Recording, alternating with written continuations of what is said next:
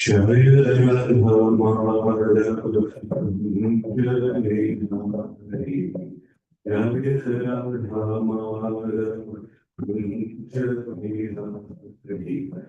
Gopi Jaya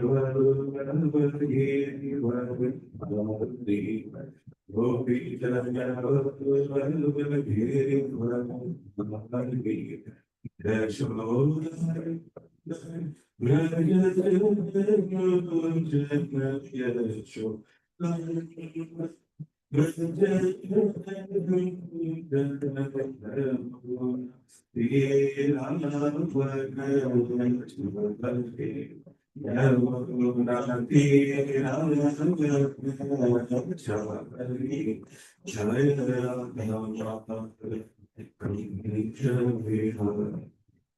Hare Krishna, Hare Krishna, Krishna Krishna,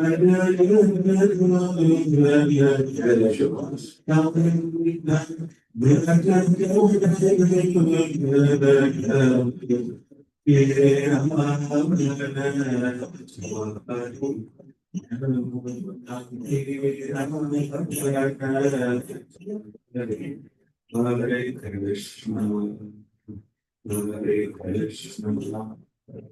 Krishna, Krishna, Krishna, Hare Hare, Hare Rama, Hare Krishna, Hare Krishna, Krishna Krishna, Hare Hare, Hare Rama, Hare Rama, Rama Rama, Hare Krishna, Hare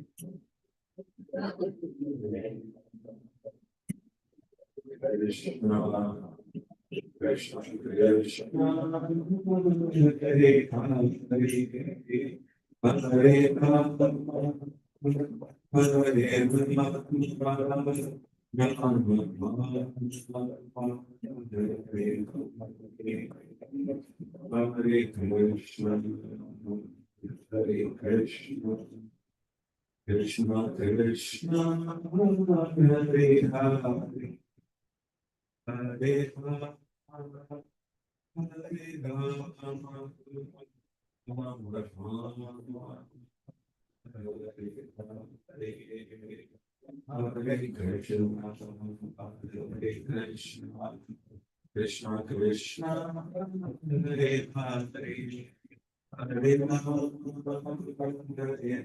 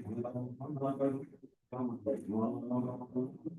Hare Krishna, Hare Krishna, Krishna Krishna, Hare Hare, Hare Rama, Hare Rama, Rama Rama, Hare Hare, Hare Krishna, Hare Krishna, Krishna Krishna, Hare Hare, Hare Rama, Hare Rama, Rama Rama, Hare Hare. Prabhupada,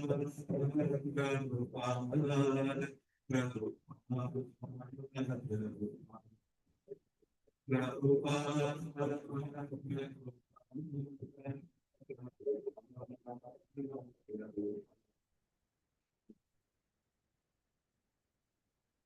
Om Jnanatimidandasya Jnananjanasalakaya Chakshurunmilitam Yena Tasmai Shri Gurave Namaha Shri Chaitanya Manobhishtam Sthapitam Yena Bhutale Swayam Rupa Kadamaham Dadati Swapadantikam वन्देऽहं श्रीगुरो श्रीयुतापदकमलम् श्रीगुरों वैष्णवांश्च श्रीरूपं सागरजातं सहगणरघुनाथान्वितं सजीवम् साद्वैतं सावधूतं परिजनासहितं कृष्णचैतन्यदेवम् श्रीराधा कृष्णबाला सहगणललित श्रीदृशाकवितांश्च हे कृष्ण करुणा सिंधु दीनबन्धो जगत्पते गोपेश गोपिका कान्त राधा कान्त नमस्तुते भक्त काञ्चन गौराङ्गी रामते वृन्दावनेश्वरी वृषभानुसुते देवी प्रणमामि हरिप्रिये वाञ्छाकल्पतरुभ्याश्च कृपा सिन्धुभ्येव च पतितानां पावनेभ्यो वैष्णवेभ्यो नमो नमः नमो ॐ विष्णुपादाय कृष्णप्रेष्ठाय भूतले श्रीमते भक्तिवेदान्त स्वामिनिति नामिने नमस्ते सारस्वते देवे गौरवाणी प्रचारिणे निर्विशेष शून्यवादी आश्रित्यादेशकारिणे जय श्री कृष्ण चैतन्य प्रभु नित्यानंद श्री अद्वैत गदाधर श्रीवासादि गौरभक्तवृंद हरे Krishna Krishna Krishna Hare Hare Hare Ram Ram Ram Hare Hare.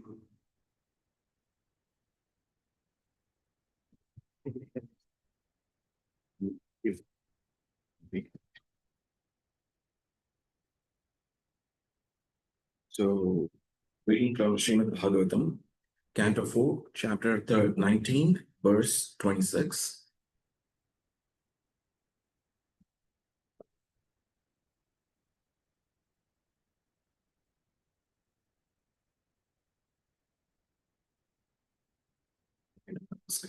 Taram Chaiva Narotam Devim Saraswati Vyasam Tato Jayamogiraye Ishtampayeshwa Bhadreshu Nityam Bhagavata Sevaya Bhagavati Uttama Shloke Bhaktir Bhavati Naishtaki Tad Abhignaya Bhagavan Prituhu Pritu Parakramaha Indraya Kupito Bhanam Adatto Dhyata Karmukaha Tad Abhignaya Bhagavan Prituhu Parakramaha Indraya Kupito Bhanam Adatto Dhyata Karmukaha.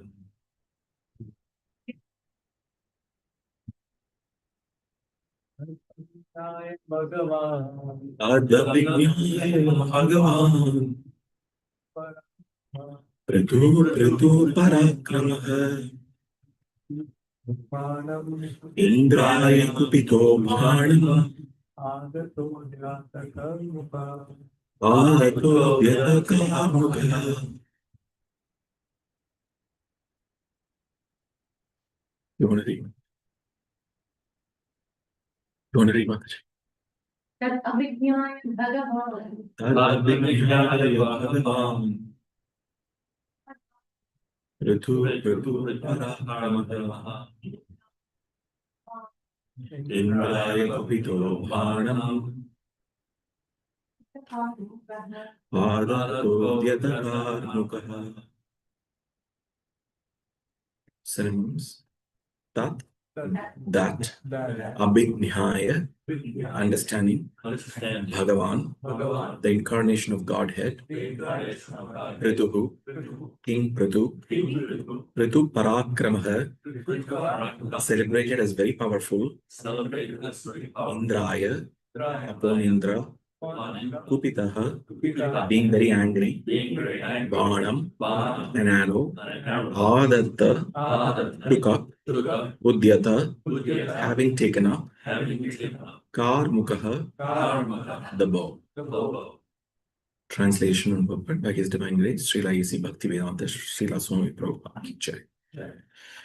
Maharaj Prathu, who was celebrated as very powerful, immediately took up his bow and arrows and prepared to kill Indra himself, because Indra had introduced such irregular sannyasa orders.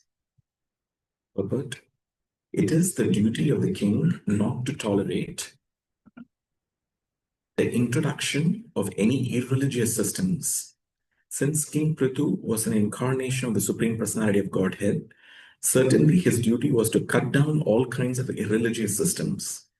Following in his footsteps, all heads of the state should themselves be bona fide representatives of God and should cut down all irreligious systems.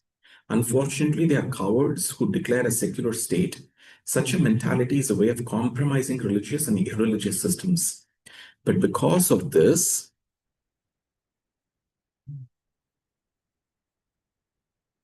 citizens are generally becoming uninterested in spiritual advancement.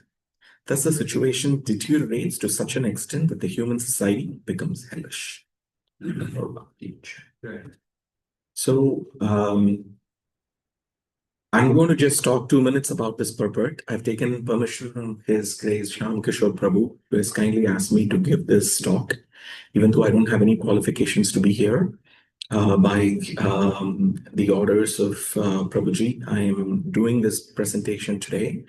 It is since the appearance of Sri Ramachandra Prabhu is coming in a few days.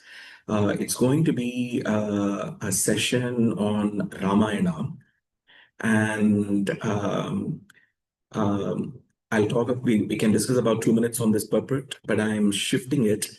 It's kind of the session that we're going to do today is an analysis of some of the points Sri Madhvacharya has presented in his book, and I'll talk about it very soon.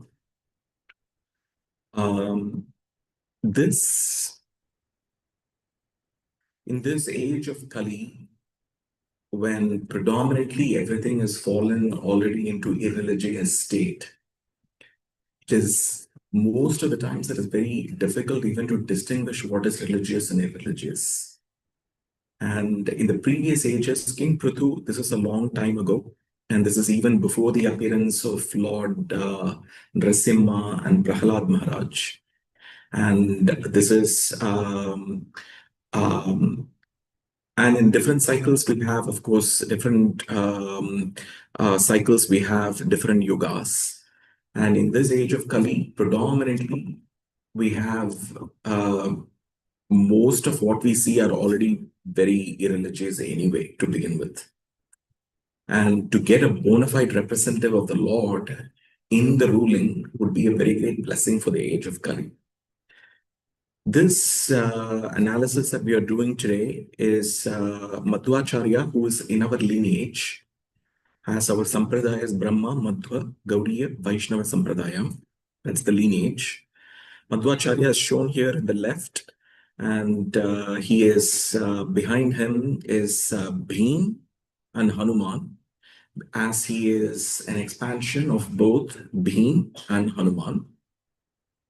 And he wrote a book which is called as Mahabharat Tatparya Nirnaya. What is the meaning of this book is that this is the conclusive commentary on the Mahabharata. Because the Mahabharata is very complex.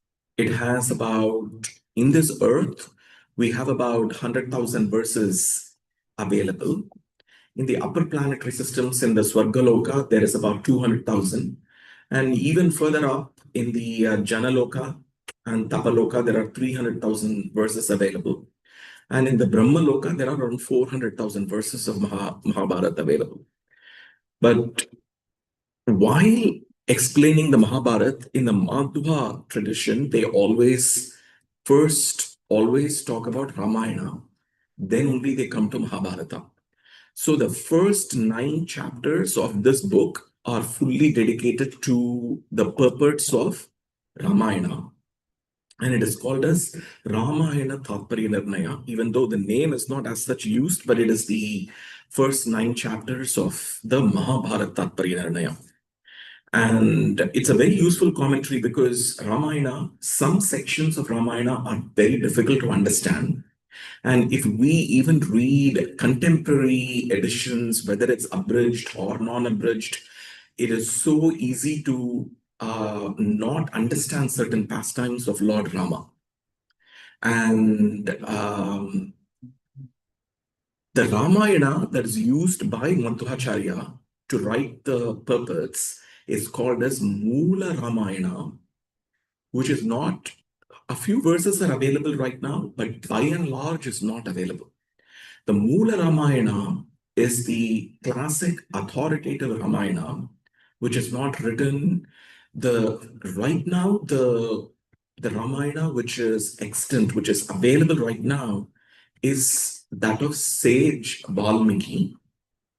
But that predating that is the Moola Ramayana. Moola Ramayana is the original Ramayana, which was spoken by the Lord in the form of Hayagriva to Lord Brahma of this universe, the four-headed Brahma of this universe. So that Moola Ramayana is taken as the basis for this Ramayana commentary of Sri Madhvacharya. And we will find citations of Valmiki Ramayana today in different sections, but the basis is still the Moola Ramayana. And we'll start with this invocation prayer because mostly everybody would be knowing this. This is from the Valmiki Ramayana in the Balakanda, Sarga 23, verse 22. Kausalya, this is the Supraja, the son of Kausalya. The word Su refers to something which is auspicious. Praja is citizen. So the auspicious son of Kausalya, Rama. And that is, so this verse is spoken by sage Vishwamitra when he first goes to see Sri Ramachandra Prabhu. Lord Rama is sleeping and sage Vishwamitra is waking him up. And this later in the 14th century became the first verse of what we call today as Venkatesha Suprabhatam, to wake up Lord Venkatesha. But originally it appears in the Valmiki Ramayana. And Supraja Ram Purva Sandhya Pravartate Uttishta Nara Shardula Kartyavyam Devamhan Kirtnikam. So it refers to Kausalya's auspicious son, Rama. So sage Vishwamitra is waking up Lord Rama. Purva Sandhya. Purva means in the eastern horizon. Purva Sandhya, because you have the sun which is rising, you have a sunrise and you have a sunset. So one is Paschim Sandhya, then you have Purva Sandhya. So it's in the sun is going about to rise, Pravartate. So it is rising. So he's saying Uttishta. Uttishta means Jagrat, means please wake up. Nara, the word Nara means human being. Shardul means tiger. So he's calling Lord Rama as a tiger amongst men. Nara Shardul. Kartavya. Kartavya means there are many activities for him to do. Deva Mahanikam. These are many divine activities that he has to perform, and it's time for you to wake up. I thought it'd be nice to start with an invocation prayer, which everybody knows here, probably. So, Kausalya Supraja Rama Purva Sandhya Pravartate Uttishta Nara Shardhula Kartavyam Devamanikam. So, what we are going to cover today is, I'm going to do it a little unique. I'm not going to talk about a lot of Lord Rama's pastimes. And we're going to take some controversial topics in Ramayana, like people where I don't know whether the controversial is the right word, but where people there is confusion.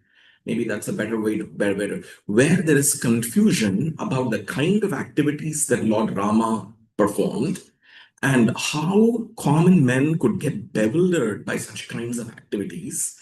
And Madhvacharya comes and explains in his Ramayana Tatpar Nirnaya a theistic explanation of how and why this event happens, and he does it in a logical way.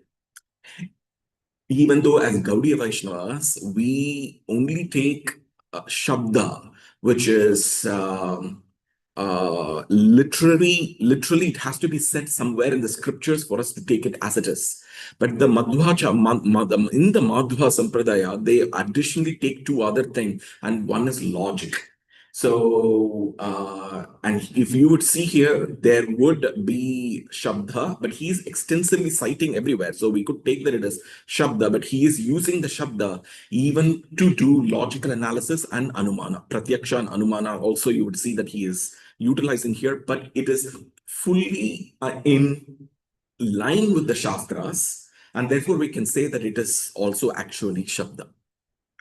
So the first thing I would take here is the death of Vali. So it's a pastime which many people do not understand. Okay, so I'm not going to describe the pastime fully, but I'm going to analyze it fully as it is, as what Madhvacharya has stated in his book. So, as everybody would know, Bali was a person who, it is said commonly that if anybody who comes and stands in front of Bali, their strength would diminish into half. So Lord Rama, he went behind Bali and shot the arrow. And why would Lord Rama do it? That's the question. So Madhvacharya is going to answer that question here. So let's give a little introduction for this. Sugriva, the younger brother of Bali, was very afraid of Bali's strength. Okay, so Sugriva, he was extradited from the kingdom by Bali. Okay, and Bali and Sugriva is trying to seek justice for himself and even to protect himself. So just to show the prowess of Vali, Vali was extremely powerful. So Madhvacharya states here that Vali dragged Ravana and tied him to a cradle of his son Angada for joke. Okay, so Ravana was supposed to be the most powerful demon of the time, but then Vali was so powerful that he tied him up to a cradle of his son Angada just for a joke. So that's how powerful Vali was. The next instance about to show the power of Vali was given by, however, Vali could not pluck a single leaf of 7 Palmyra trees. You remember the 7 Palmyra trees. It even comes in the Chaitanya Charitamrita. Those 7 trees appears, and then Mahaprabhu, when he goes, hugs them, they all disappear. In the same way, but those trees are mentioned in the Mula Ramayana, and those 7 trees of Kishkinda, they were actually demons, asuras, meditating to attain the position of the 4-headed Brahma. That is the Brahma of this universe. So Sugriva, he wanted to first test Rama, but it's not, even though for a common man it appears like a test, it is not a test. This is a pastime of the Lord, because those 7 trees were actually demons and who had to be obliterated. And therefore, Sugriva asked Rama to destroy at least 1 tree. Okay, even though Sugriva says that to have faith in Sri Rama, but the divine pastimes are enacted in a way that common men do not understand. And therefore, we follow the footsteps of the Mahajanas who are able to tell us what those activities mean. By and large, Ramayana is very straightforward. It's very easy to understand what is the transcendental pastimes as it moves on. But then there are instances which are hard to understand, and I have picked only those instances for today. Sri Rama, with a smile, left an arrow that effortlessly destroyed all the 7 trees. Okay, so he pierced the arrow, it went through all the 7 trees, but the direction in which Lord Rama put the arrow was going downwards. Okay, so all 7 trees were disappeared, and then the arrow went to the lower planetary systems, and there it destroyed millions of other demons, and then the arrow came back to the quiver of Sri Rama within a second. So that was the prowess of Sri Ramachandra Prabhu. All glories to Sri Rama. And this is a verse for which is popularly cited when the pastimes of Lord Rama are sung. But No matter how much I tried, I cannot find the source of this thing. I usually don't put shlokas where there are no sources, but it's a famously sung shloka, but I cannot find the source of this. But it's a nice verse. Veda vedhe pare pumsi jate dasharathatmaje Veda prachetasa dashitakshama Dashitakshat Ramayana Atma. So what this is Veda Vedhe. So how would you know Lord Rama? Veda is knowledge. It is through the Vedas you can know Lord Rama. That's what this verse is saying. Para Pumsa. That means Pumsa, he's transcendental expansion of the Lord. And who is he? Dasharathatmaje, the son of Lord. He comes as the son of Lord of King Dasharatha. Just as how the Vedas came, just as how through Vedas you can know Lord Rama, in the same way, the word uh, Prachetasa here, what it refers to is the son of Prachetasa. And sage Valmiki is the son of Prachetasa. Prachetasa is the father of sage Valmiki. This Prachetasa, to my best of my understanding, doesn't have any connection with the Prachetasa as the 10 sons of Prachinabari that comes in the Srimad Bhagavatam in the Canto 4. I don't think there is any connection, but the verse says that the father of sage Valmiki is Prachetasa. Just as when just as how from the Vedas, through Vedas, we can know Lord Rama, in the same way, Ramayana has come from sage Valmiki. Okay, so so that is this verse, and I'm going further to the analysis of the death of Bali. So the first question here is the intention of Lord Rama. So we can see from the previous thing that Lord Rama was so powerful, okay, because he's infinitely powerful as the transcendental Lord. When with one arrow he pierced the 7 trees, it went to the lower planetary system, killed the millions of demons there, the arrow came back. So if he put the arrow on Bali, then Valin should have died immediately, right? That is the prowess of Lord Rama. But then the Valmiki Ramayana has 3 chapters of conversation between Vali and Lord Rama after the arrow hit Vali.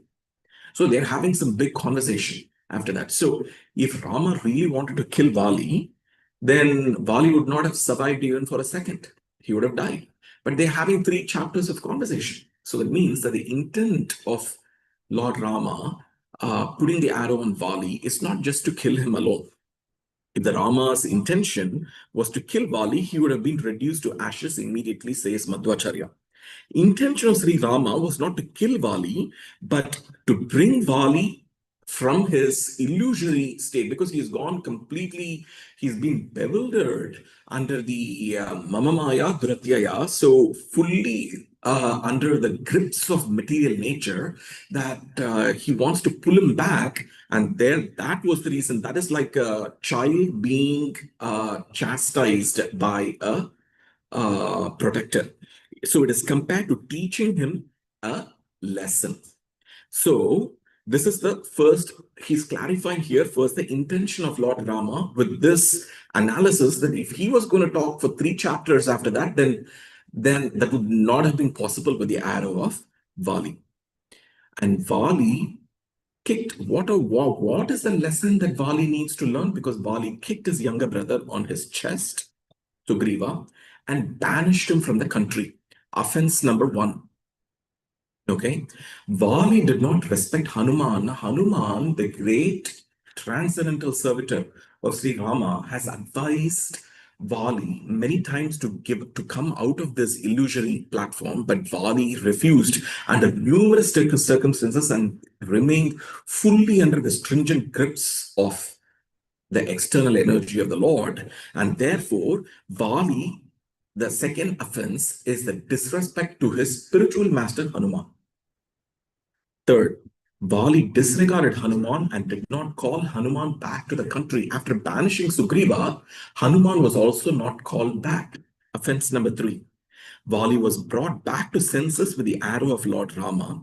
And after this, Vali profusely apologized to Lord Rama and also for disrespecting Hanuman. So this tells throughout whatever is the Vaishnava Sampradaya, we can see that there is an immense devotion and surrender to the spiritual master.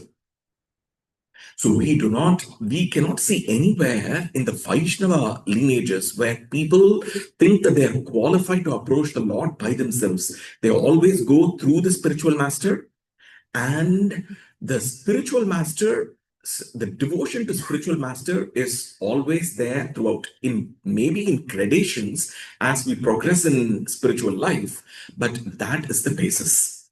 And therefore, Hanuman is the spiritual master here for Vali. So, to understand the power of Lord Rama, this is a verse which is a very popular verse actually. It comes in the Aranya Khanda. It's actually spoken by an enemy of Lord Rama called Maricha.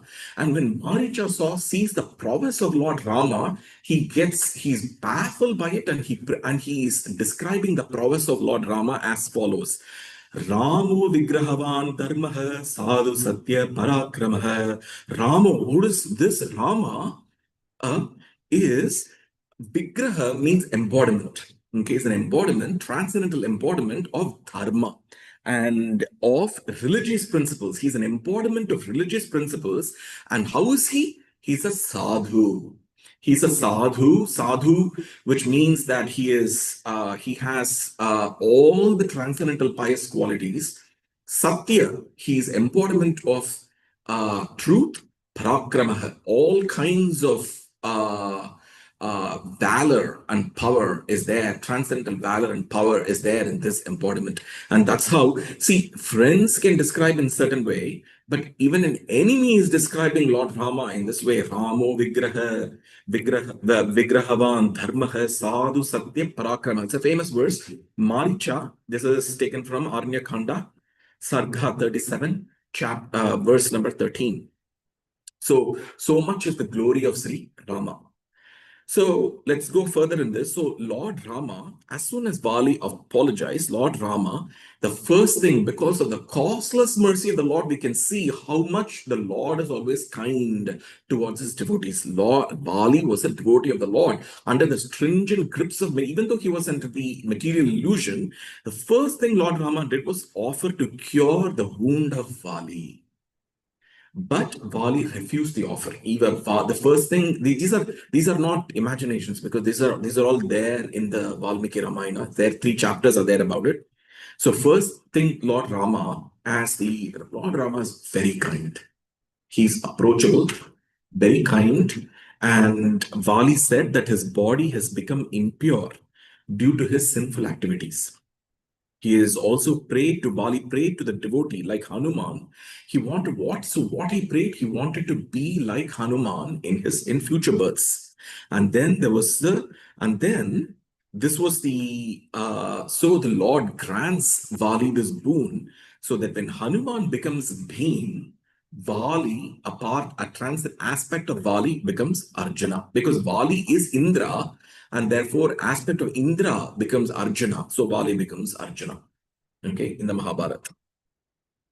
So you can see the picture here, Lord Rama is behind, and here he's fighting with Sugriva and Vali are fighting, and Lord Rama is shooting the arrow from behind. Nobody shoots an arrow from behind. Okay, that is why we're having this analysis, because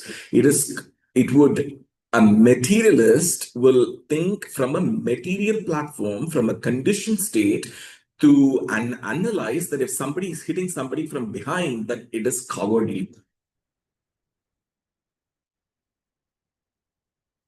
That it is cowardly. But if we can see here that we do not analyze things from a material eyes, we pluck the material eyes, keep it out, and keep the transcendental eyes, and then look at the scripture. So at this time, Madhvacharya also talks about some misleading commentaries. Even in those days, this was written, Tatparya Nirnaya was written in 1200s. Okay, 1200s already, it's going to be almost 1,000 years since this has been written. So if we see this, even at that time, there were some incorrect commentaries. So some commentator, um, um, They said, Vali is an animal, Lord Rama is emperor. It is hunting is allowed for the military class, and therefore it is okay that Vali, Lord Rama didn't do anything wrong. See, they are giving explanations, but these explanations are offensive explanations. You will see that very soon why these are all offensive explanations. Okay, the first explanation here is that Vali is an animal and Lord Rama is an emperor, and hunting was permitted. He went and hit an animal. Okay, this is the first. So Madhvacharya is saying here that Vali is not an animal. Vali in the morning offered prayers to Lord in the eastern ocean, in the eastern horizon during the morning, and in the evening he went to the western ocean and then offered prayers during the sunset in the western ocean. Monkeys do not go do all these prayers in the eastern ocean and the western ocean and so on. And he says, okay, and Vali is not some he can accept gods in the form of monkeys. So because these are all the lords. So before the Ramayana when the Ramayana begins, Valmiki Ramayana says that because the Lord never comes by himself, not only his associates in the spiritual world, even in the material world, the various devas, they also descend here to help in the pastime of the Lord. So all the denizens of the different heavenly planetary system, they all descended either as monkeys or they descended as bears and monkeys, bears, and there are other species. They descended in various species to help in the mission of the Lord. And Vali was Indra, and he was not some ordinary monkey. So when we talk to a conditioned soul in this who is purely studying scriptures for a research purpose, we cannot understand anything. Second misleading commentary, Madhvacharya is saying, it is incorrect to say that Vali had a boon, that anyone who came, so this is another commentary, they say anybody who came in front of Vali, their strength will diminish. And so if Lord Rama came before him, Lord Rama's strength will diminish. This is the second commentary which Madhvacharya is analyzing. The first thing he says is this explanation disregards and in fact disrespects Lord Rama. Lord Rama can overlook any boon, even if when Vali had such a boon, Lord Rama can overlook the boon, he can modify the boon, he can annul the boon. The boon has no effect in front of Lord Rama because Lord Rama can change any boon because he is the supreme transcendental autocrat. He can do whatever he wants. And therefore, it is when somebody says that if Lord Rama didn't went behind the tree and shot the arrow, because his strength would diminish in front of Vali, the explanation is that this is atheistic. Because they do not understand what is transcendental pastime of the Lord. The Lord is, that is, the devotees can understand, but not materialist. Anybody who questions these things, it would be very nice to approach bona fide spiritual masters who have a clear understanding of the scriptures and of the pastimes of Lord Rama. Because even when we read abridged versions of Ramayana, we see all these things. We can get confused. Why is Lord Rama behaving in these kind of ways? And that is why simple reading without an explanation from a Vaishnava spiritual master is not in the great benefit of is not in the great benefit. So further, now here comes the spiritual master.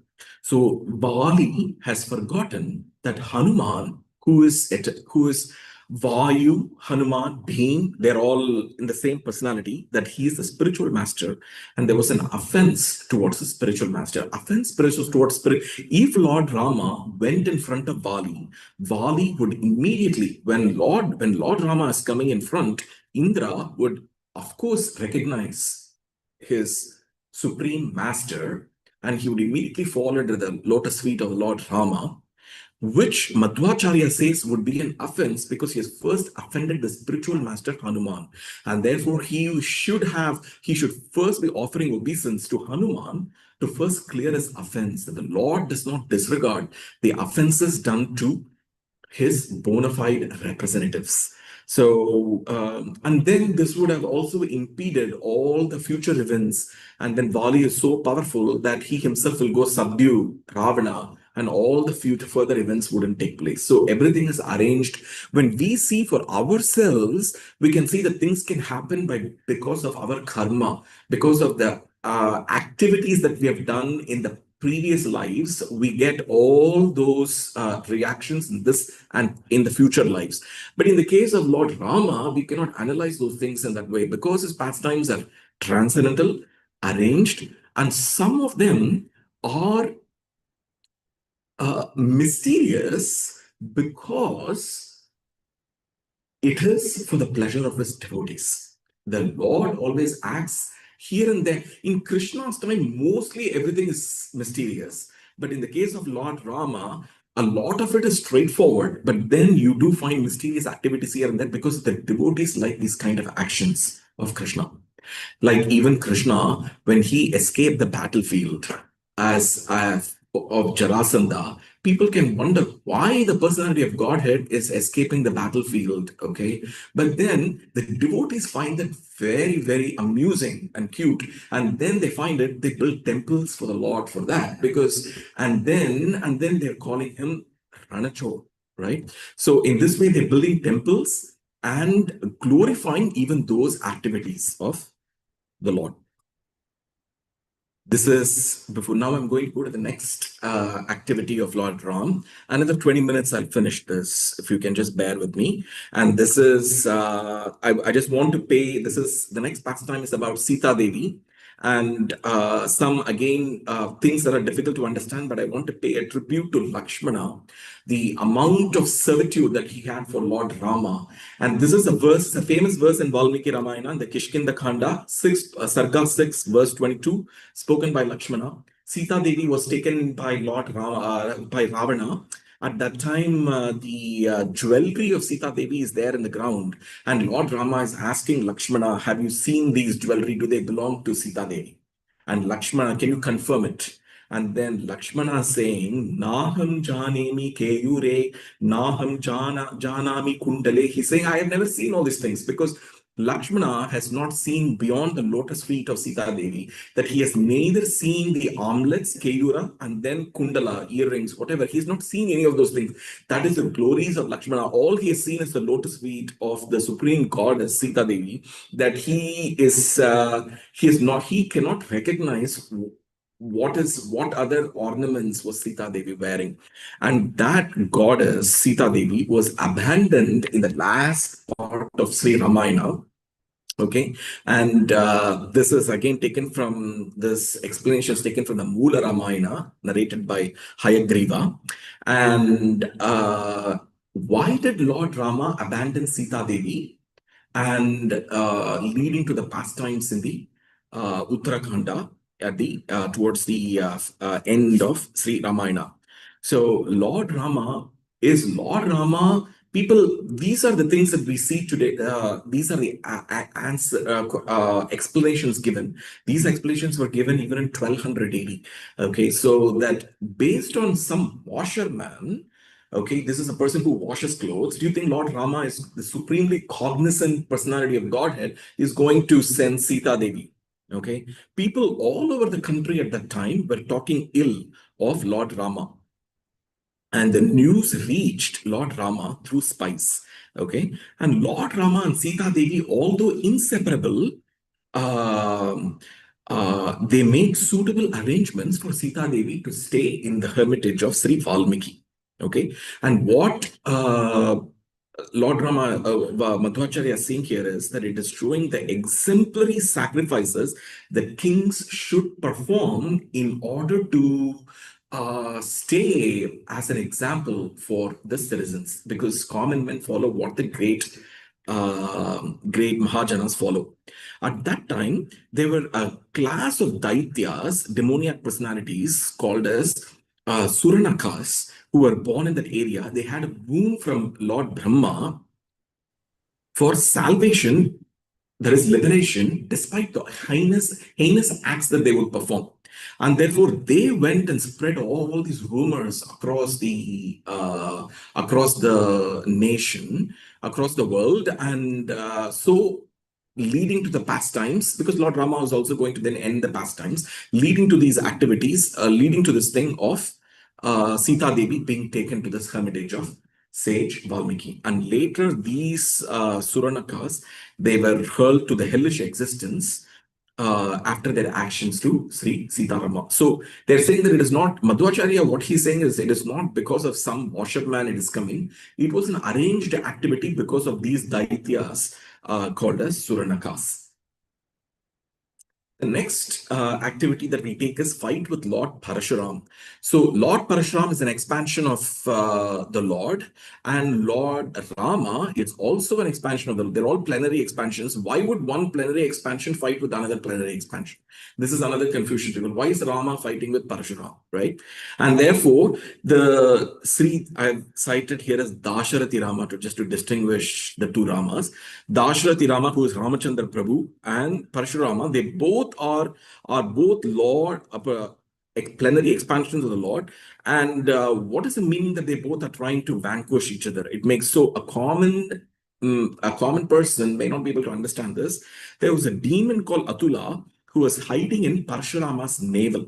He had a boon from Brahma that only when the Lord himself, see, this is a very intelligent boon. Okay, so if you want to ask boon, this is an example whether to you want to take such a boon or not. See, he is so intelligent that when he goes to Brahma and says, when the Supreme Lord Vishnu himself is defeated, only at that time my demise will happen.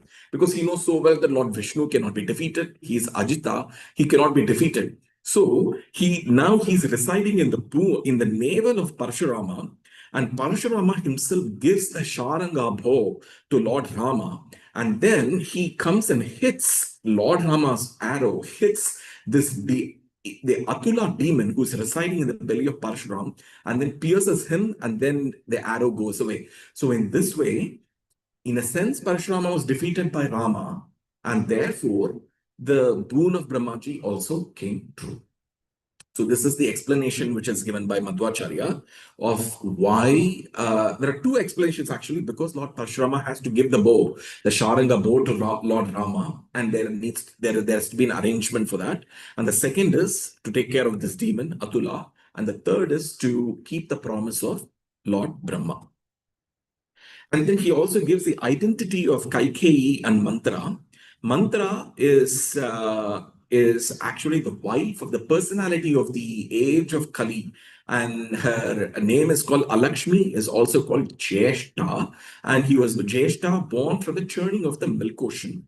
And Kaikeyi is actually, temporarily she was possessed by a demon called as Nikurti. And because of that, she acted in that way. But so we can also, in a sense, we can see that when we perform various actions in the mode of ignorance, it is not that we have that, we are in that stringent grip in the conditioned state that we are forced to act in a certain way. Bhagavad Gita, verse 3.26.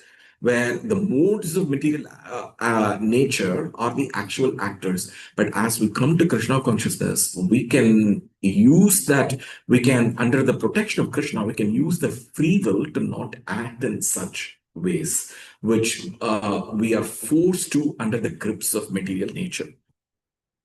The next question here is, can Sita Devi even be taken by Ravana? So Sita Devi, as the internal energy of the personality of Godhead, how could he even be taken by a materialist who is a demon? So the word which is used by Madhvacharya here is called Sita Kriti. That means he took only an image of Sita Devi. So the real Sita Devi, what happened to the real Sita Devi? She went to see her grandson. Her grandson is Lord Shiva, because Lord Rama's son is Brahma, And then because Lord Vishnu, from Garbhodakasai Vishnu, Lord Brahma comes. And then from Brahma, his son is Lord Shiva. So Madhvacharya cites Lord Shiva as the grandson of Sita Devi. And he goes to she went for a vacation. She went to Kailash, goes for a vacation to spend some time with her grandchildren, who are Lord Shiva and Sita Devi. Further, and this explanation is not Madhvacharya's imagination. It comes from Kurma Purana, which is there are verses in it, and then in Brahma Vaivarta Purana, and that he was kept safe by Agni Deva. Agni Deva was just a medium through which she went to Kailash.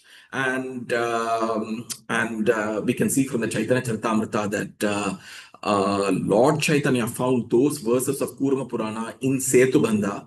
And the place is now called Rameshwaram. It is originally called as Setubandha. And then brings it to the Brahmana in Madurai to narrate the story that the real Sita Devi never left Lord Rama.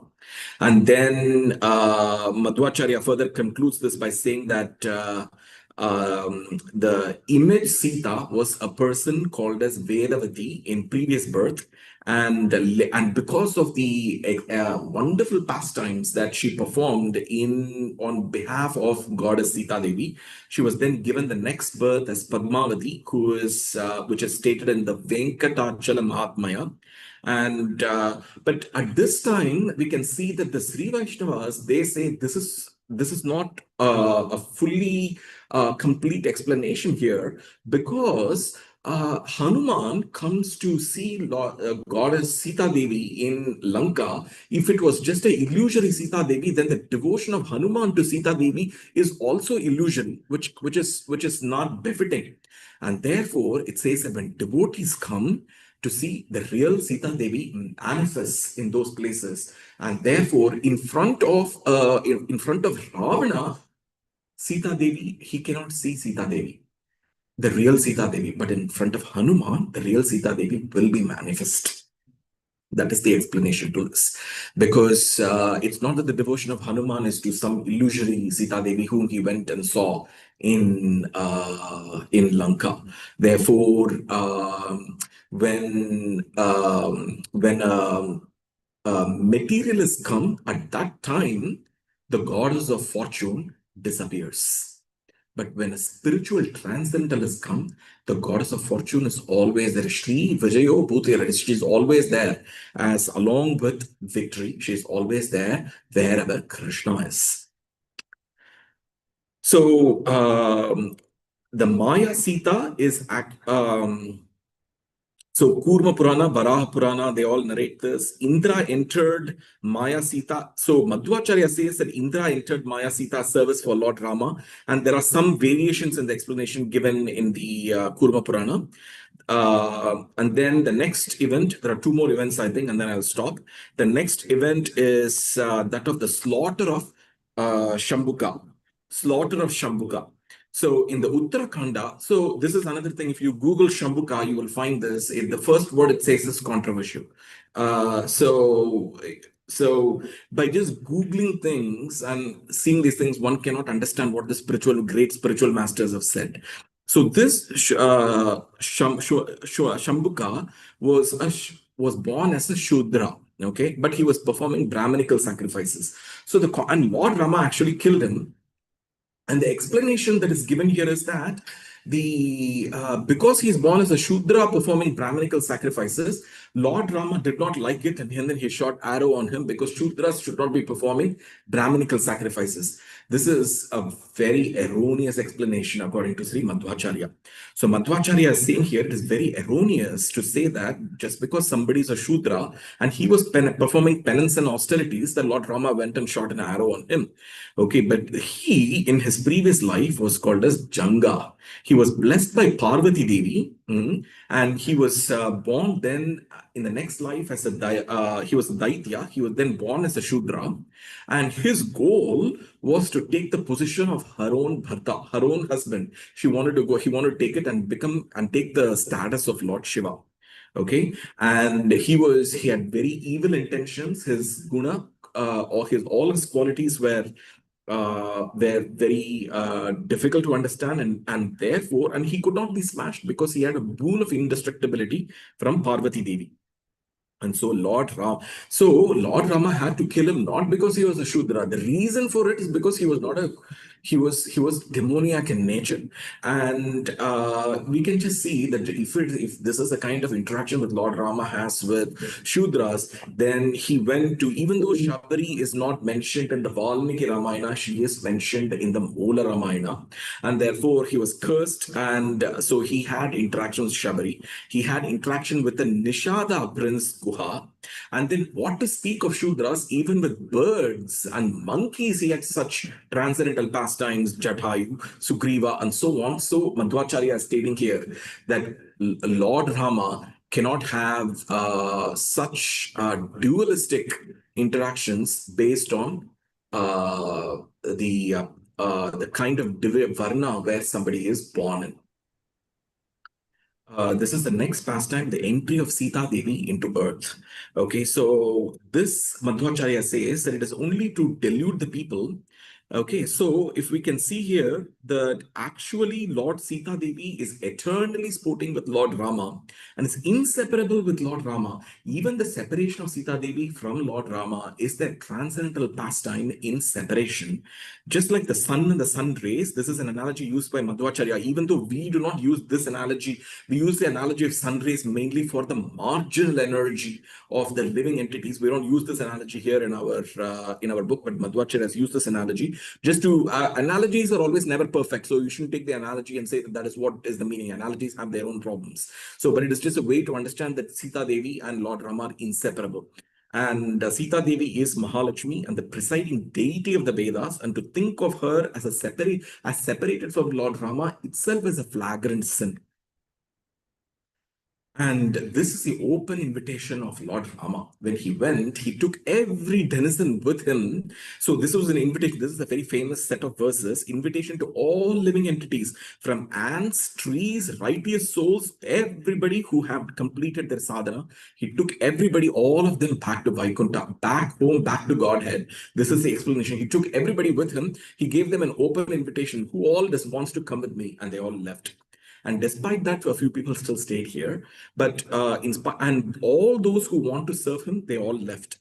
And one exception is Hanuman. We can refer this in the canto 5th of the Bhagavatam. Even though he's eternally there in the spiritual world, in the spiritual world, he's there, but he also is present in the Kim Purusha Varsha, which we can see from the 5th canto, the Srimad Bhagavatam. Just like Prahlad Maharaj, who is also there eternally in the Narsimha Loka, in the spiritual world, but he's also there in one of the lower planetary system as the king of the demons. So there is a typo here. This is the ninth chapter of the Mahabharata Tatparya Nirnaya called Ramacharitra.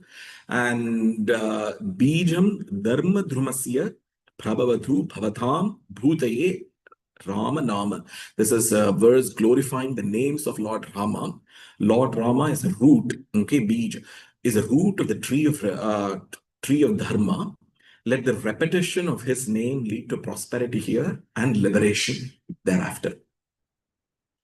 So I'll end this. These are chapters 4, 5, 6, 7, 8, 9. 6 chapters of the Mahabharata Tatparya Nirnaya is devoted to Ramayana, called Ramacharitra. And every chapter ends with this verse called as Sri Krishna Arpanamastu, that all this entire Ramayana explanation of Sri Madhvacharya is offered offered in service to Lord Krishna. We will end here.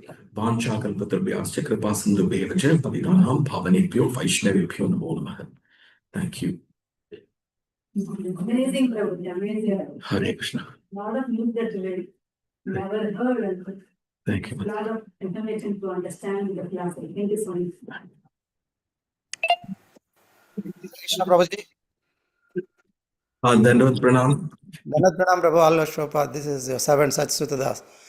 Thank you for your amazing class, Prabhu. Just one thing want to understand. So, the shooting of Bali by Ram, and then ending of Krishna's pastime by the hunter. That is still valid, that connection? Can you repeat that, Prabhu? One second, can you repeat that? I No, barely. Lord Rama shooting Bali from behind the tree, and is it connected to the ending of Krishna's pastimes by the hunter who shot an arrow, mistaking to be a deer? I don't know, Prabhu. I don't know. I actually don't know the answer to that. I don't even know what I actually don't know, Prabhuji. If you have something to share, that would be great. Yeah, I If you, heard in some lecture, but I don't have a reference. But yeah, maybe we both can research. okay. Okay, Thank brother. you, Thank you, Prabhuji. thank you, sir. Thank you. Hare Krishna, Pranam Prabhuji. Thank you Yes. so much for amazing class, Prabhuji. Really Thank wonderful. Prabhuji, there was something like I'm not able to comprehend. If you can throw some lights on those. So Mhm. one point, Prabhuji, when first slide you shared that Madhvacharya is a partial incarnation of Bhim and Hanumanji. I don't know if it's partial or not. He's the expansion of Bhim, Hanuman, and Vayu. Vayu, okay. So Prabhuji, like in a spiritual word, Madhvacharya Swarup is like that, or it is Correct. something I'm mistaking? No, correct, Mataji. He is here.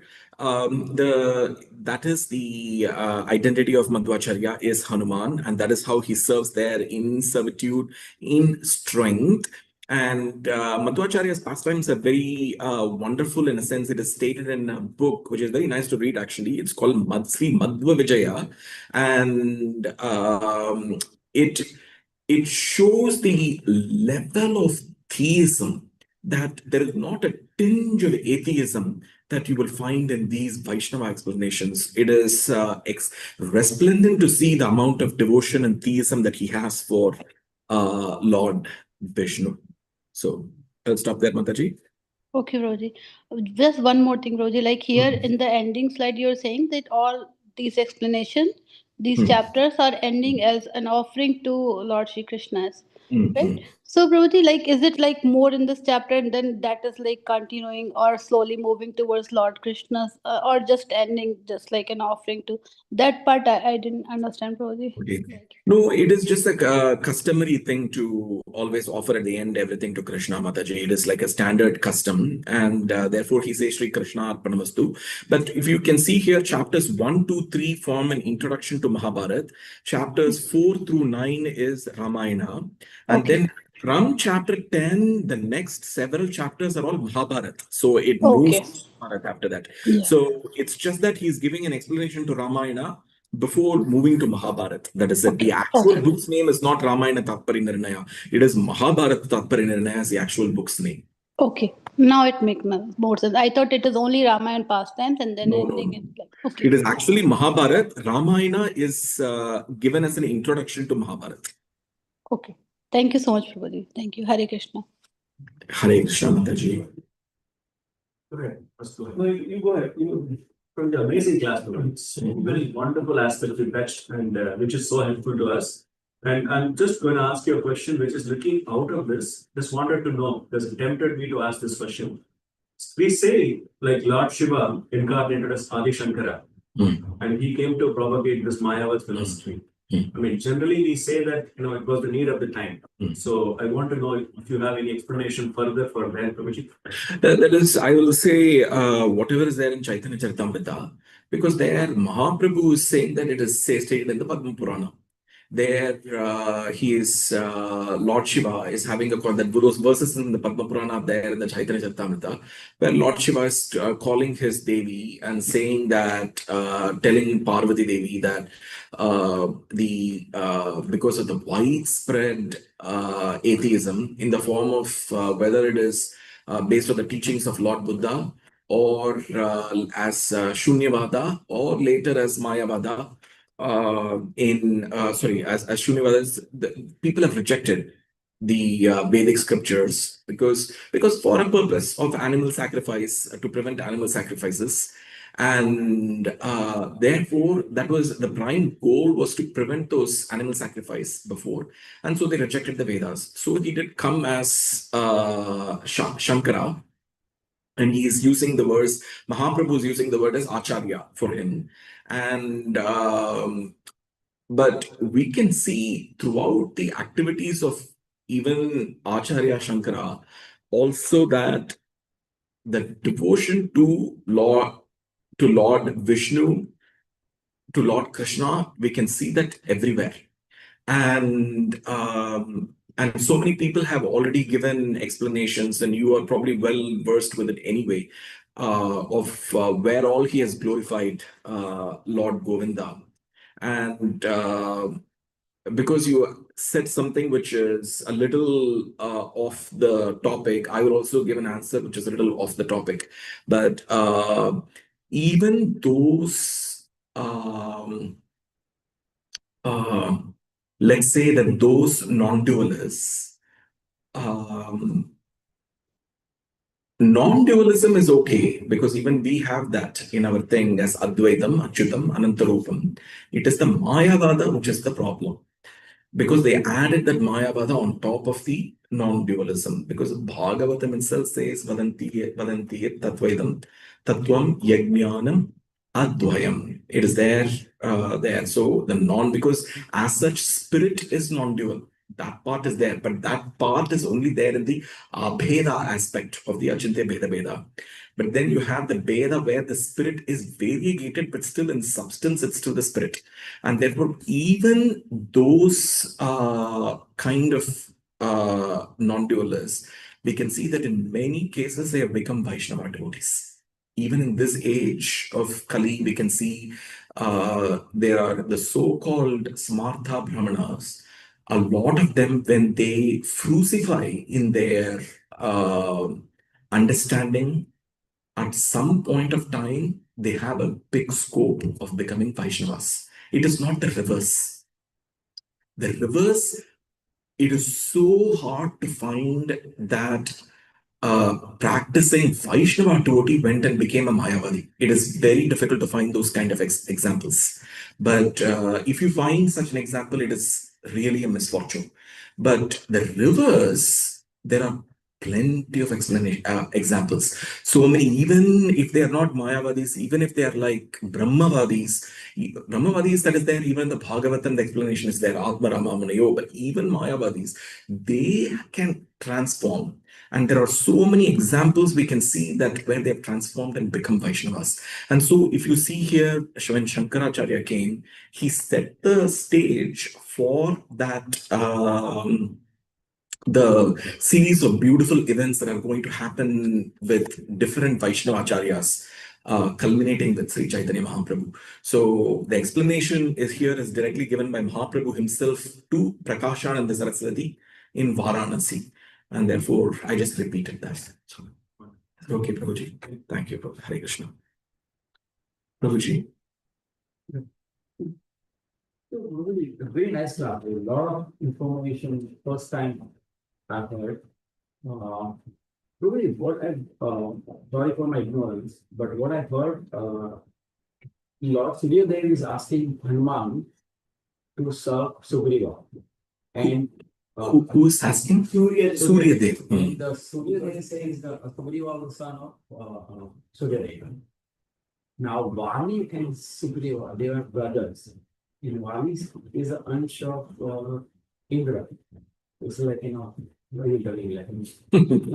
So the sun and all is a very different concept. We need to take that as amsha. Like for example, as amsha refers to their expansions. Okay, and whether to call it a sun or not is a different kind of a thing. Like even in Mahabharata, we see like Arjun. He's an expansion of Indra. Whether we can call it a son, but he's also son of Pandu. It is very difficult to explain in that way because they're all playing pastimes in the Lord's pastimes. So different devas, they all come and contribute in different ways. I'll just stop there with that.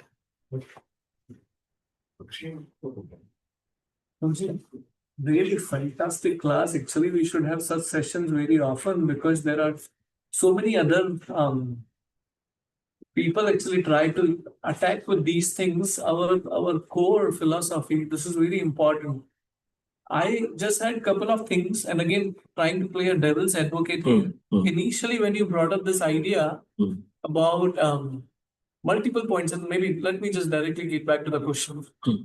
So, though Lord Ram, his energy or his strength will not go half because he's a supreme personality of Godhead. But the question can still be asked, why did he shoot an arrow from behind rather than being? I understood why he was shot and why it happened. That is still clear. Give a beautiful explanation. But is there a explanation about why he had to do it from behind rather than front? If it was there in the lecture, Prabhuji, because if he had come in front, Bali would have immediately surrendered. He would have identified his Lord and he would have fell at the feet of Lord Rama. And Lord Rama did not want it. There were reasons for that. There was a whole slide on that, right, Prabhu? It said, because the first thing was the offense to Hanuman. He wanted him to first offer obeisance to Hanuman and not to him. And second thing, the purpose of Lord Rama appearing in this planet is to get rid of the whole class of demons under the leadership of Ravana. And if Vali himself had surrendered to Lord Rama, the next set of whole events would have never happened. With the killing of Ravana, everything would have not happened. This had to happen for the pastimes of the Lord to even proceed forward. Very beautiful, Prabhu. So there is second question on the similar plane. I have a question. Why it didn't have happened? Vali would have surrendered to Lord Ram, and Lord Ram would have used Vali's resistance and supreme. There is nothing to do because even in his, you saw the very first slide I said, Prabhuji, where he said, Lord Vali took Ravana and attached to the cradle of his son Angada, right? And Vali was so powerful, there wouldn't be any war. Everything would have been defeated. Lord Vali would have killed everybody. Lord Rama is not going to kill everybody without reason for going and killing all demons, right? They need to fight in a war.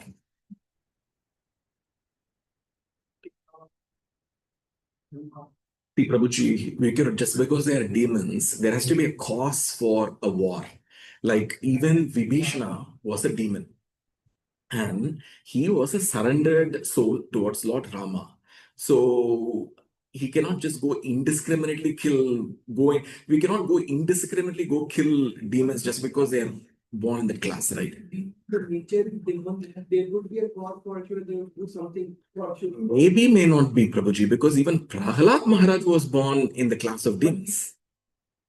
Correct. But how would you distinguish? The curse of four Kumaras, isn't it, Prabhuji? The curse of four Kumaras has to be accommodated. So in that case, they have to be killed by Lord. So various pastimes have to happen. Yeah.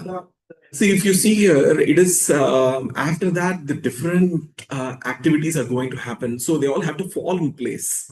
So when, I'll just leave it there. Then here one question comes, like Krishna says to Arjuna that you become my instrument, even if you don't become, the result will be same. Correct. Correct. I mean, that is there, Prabhuji. I mean, like whether Vali surrenders, see, in your perspective, Prabhuji, if whether Vali surrenders or not, Lord Rama can always finish the job. For that, he doesn't even need to descend. You know, I'll tell you one more thing, Prabhuji. This I read about maybe 2 weeks ago in the Srimad Bhagavatam, in the 7th canto. Very nice thing. I'll just share this. It is, so because you said that, I'll say this.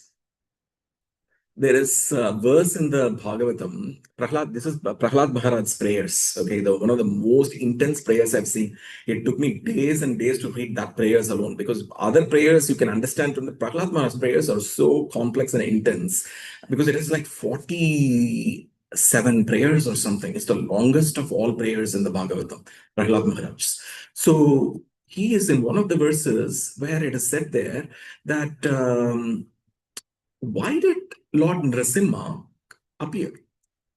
Is it to kill Hiranyakashipu? It is the same kind of reasoning that you are mentioning here. Because the primeval original personality of Godhead, Krishna, does not have to come here as Lord Nrasimha to kill Hiranyakashipu.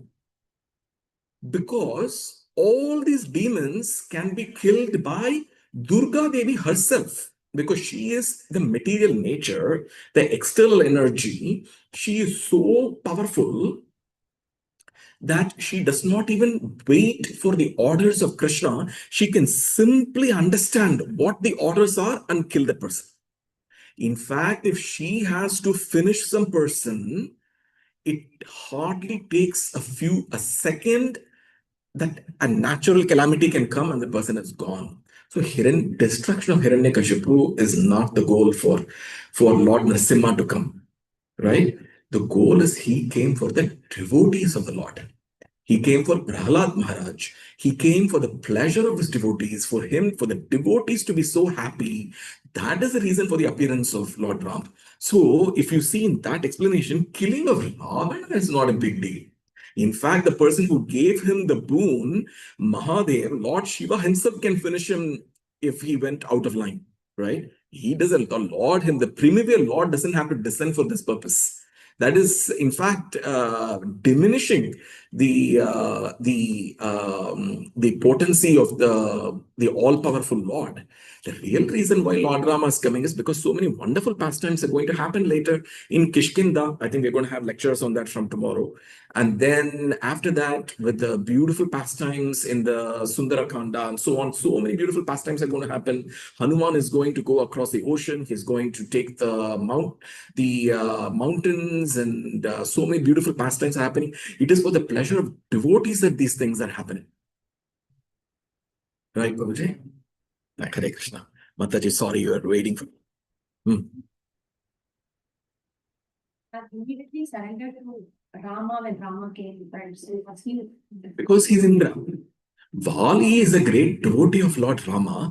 Like, there are devotees who have forgotten their identity as servants of the Lord and come under the grips of Maya. So Vali was a noble person. He was to begin with. And then, like Ajamila, he fell under the grips of Maya, and then he forgot his identity, and then he started doing all kinds of dastardly act, and therefore, but as soon as Lord Rama comes in front of him, he would regain his original Krishna consciousness.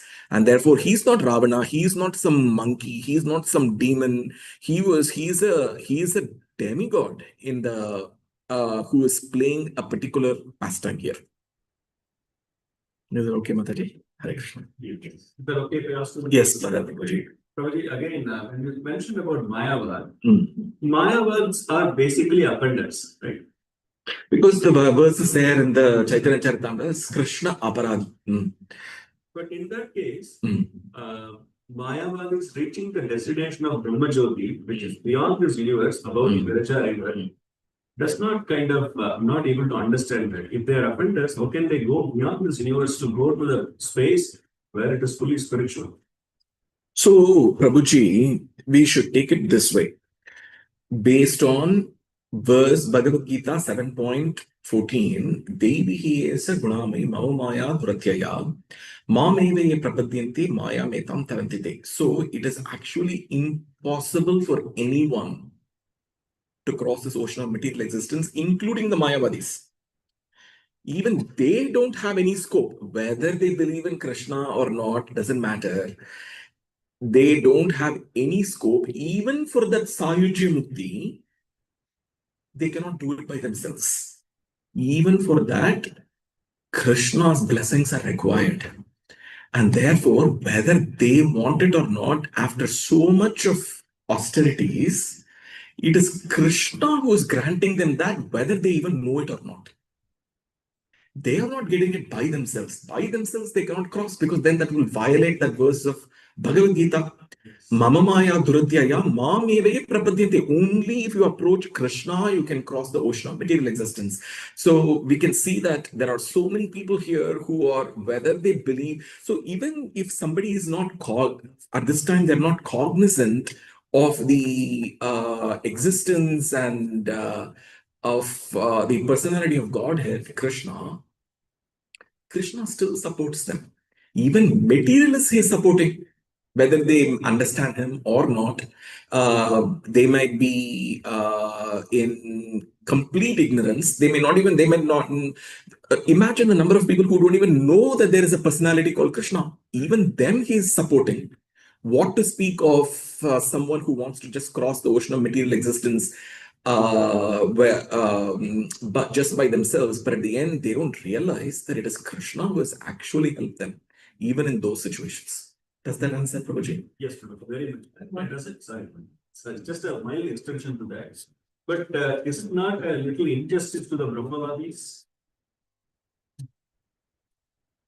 So, Prabhuji, whether Mayavadis are actually getting into Sayajamukti, that I don't know, because uh, maybe that is the okay, I'll put it this way, Prabhu. Let me not speculate. I will tell you clearly what is there in what we have heard from spiritual masters. Mayavadis do not have any scope after that. Brahmavadis have scope. Yes. I'll just put it that way. Brahmavadis can become devotees. As we have seen in the Srimad Bhagavatam, Sukadeva Goswami, we have the four Kumaras, so many explanations are there. They have scope later to become, because they have not offended the personality of Godhead, offended the lotus feet of Krishna. But the Mayavadis, they have offended. Even to them, Krishna is merciful. If at all they are able to go to Brahmajyoti, they can go, but then there is no scope after that. Does that answer, Prabhuji? Okay, thank you, Prabhuji. Okay. We'll stop here. Vancha kalpatarubhyascha kripa sindhu bevacha patitanam pavanebhyo vaishnavebhyo namo namaha. Thank you again. If I've said anything wrong, anything incorrect, please forgive my offense. Thank you. Thank you so much. Thank you, Mataji. Thank you, Prabhuji. You can repeat again and Sunday please once more, Prabhuji. Yeah,